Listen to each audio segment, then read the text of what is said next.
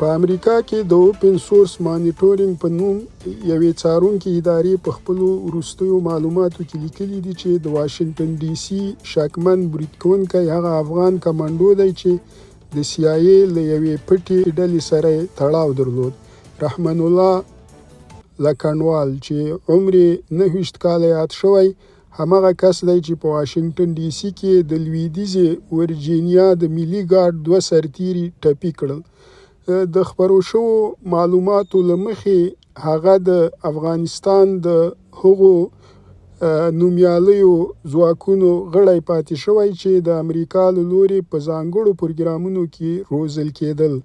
لکنوال یو ساده سرتیری نه و، بلکې هغه د ملي اردو د کمانډو ځواکونو غړی و، همغه ځواک چې د امریکا له ځانګړو عملیاتي ځواکونو سره وګه په وګه د طالبانو پر ضد په سختو درندو او اوږدمهالو جګړو کې ولاړ و. د فاکس نیوز د وینا له مخې نوموړی د CIA تر ملاتړ لاندې د کندهار د سټرایک فورس NDS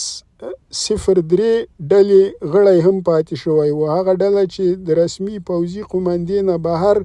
پټې چاپې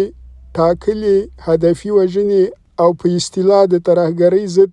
شپینی عملیات ترسره کول. دا ځواک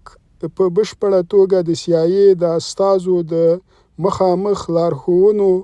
ته غاړه کېښوده، نه د افغان دولت پوځي چوکاټ ته او نه د امریکا د پوځ رسمي قومندې ته. اوس د لکنوال دا پخوانی شالید د امریکا د بیا میشتېدو ارزونې او د کډوالۍ د بهیر په اړه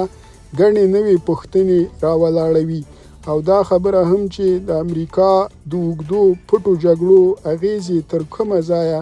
رسیږي.